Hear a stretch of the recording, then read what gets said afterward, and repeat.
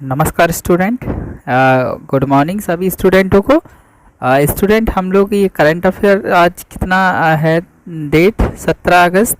हम लोग current affairs को पढ़ेंगे जो प्रीवियस डे यानी कि 16 अगस्त के दिन जो जो भी दिन में घटनाएं घटी हैं उन सभी घटनाओं पे फोकस करेंगे और आज मॉर्निंग के दिन से स्टार्ट करेंगे। तो बढ़ते हैं आगे करंट अफेयर्स के इस सेशन में। तो पहला क्वेश्चन है कि 2022 Indian film festival of Melbourne का सर्वश्रेष्ठ अभिनेता किसे चुना गया। तो सर्वश्रेष्ठ अभिनेता जिसे चुना गया वो कौन है? रणवीर सिंह। रणवीर सिंह को सर्वश्रेष्ठ अभिनेता चुना गया। हम इसके कुछ की पॉइंट को देखते हैं।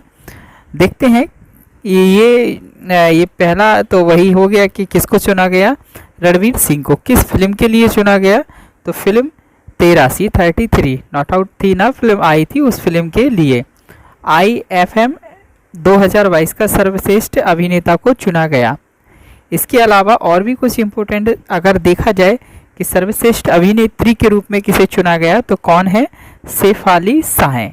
शेफाली साय को सर्वश्रेष्ठ अभिनेत्री के लिए चुना गया। फिल्म कौन सी थी? जलसा। IFM 2022 के अगर हम लोग अन्य विजेता देखें तो बेस्ट फिल्म कौन सी रही है? 83 रही है, जिसका सर्वश्रेष्ठ अभिनेता को चुना गया।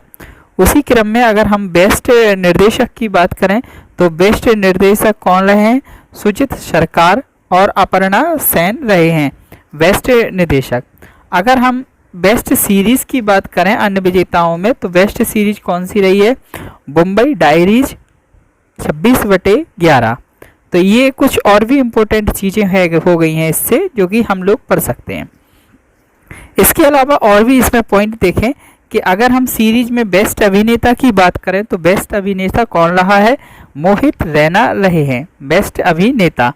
और अगर हम सीरीज में बेस्ट अभिनेत्री की बात करें, ये मूवी की बात नहीं हो रही, ये वेब सीरीज की बात हो रही है। अगर हम अभिनेत्री की बात करें तो अभिनेत्री कौन रही है? साक्षी तंबर रही हैं। आजीवन उपलब्धि पुरस्कार किसको दिया गया है इसमें? कपिल देव को। अगले प्रश्न पे आते हैं हम लोग। हमारा अगला प्रश्न है, फीफा ने अखिल भारतीय फुटबॉल महासंघ के लिए क्या फैसला सुनाया?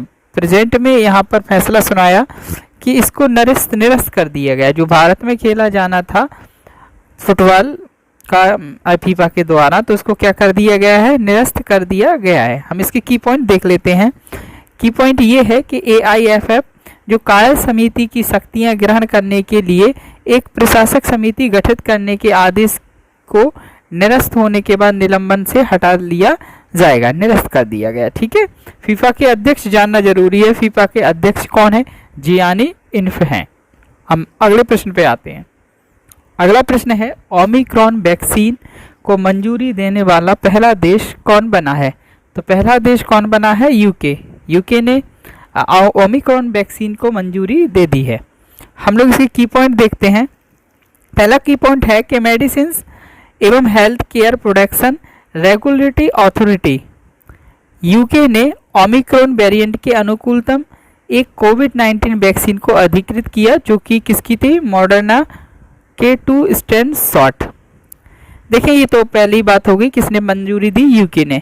इस वैक्सीन के सतर्क अनुपातित ज्ञान ये जो वायरस के मूल स्ट्रेन तथा ओमिक्रॉन बंद दोनों को निशाना बनाती है। ये वैक्सीन की बात की है, जो मॉडर्ना की जो वैक्सीन थी उसकी बात बता रहे हैं कि ये वैक्सीन क्या करती है? मूल स्ट्रेन तथा ओमिक्रॉन वन दोनों को ही निशाना बनाती है।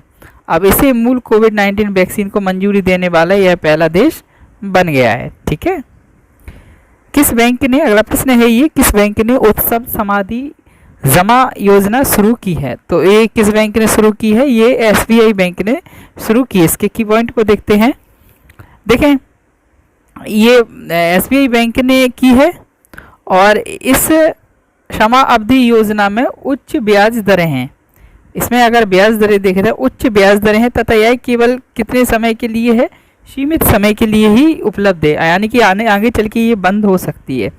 अंतर्गत SBI क्या करेगा इस योजना के अंतर्गत कि 1000 दिनों की अवधि की सीमा पर जमा पर कितने प्रतिशत ब्याज प्रदान करेगा? 10%। यानी कि बहुत प्रेजेंट में देखा जाए तो बहुत अच्छा इसमें इंटरेस्ट मिल रहा है इंटरेस्ट मिल रहा है, इसमें कितने प्रतिशत का ब्याज मिल रहा है? 10% का। नॉर्मल नहीं देता है, इसलिए 1000 दिनों तक ये कितने प्रतिशत ब्याज देगा?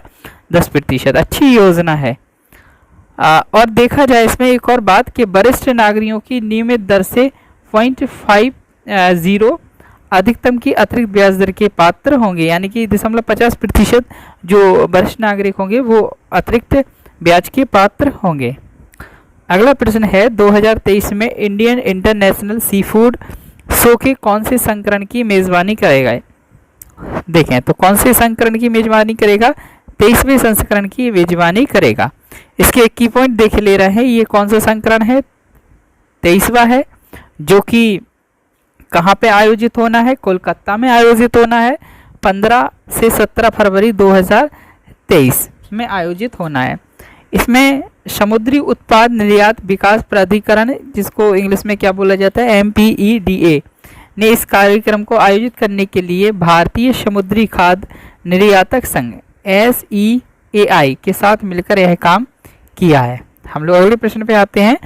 इसका एक और की पॉइंट है कि यह कार्यक्रम भारतीय निर्यातकों तथा भारतीय समुद्री उत्पादों के विदेशी आयातों के बीच एक आदर्श अन्योन्य क्रियाओं का मंच प्रदान करेगा। ये केवल बड़े एग्जामों के लिए होता है, जानकारी याद रखना।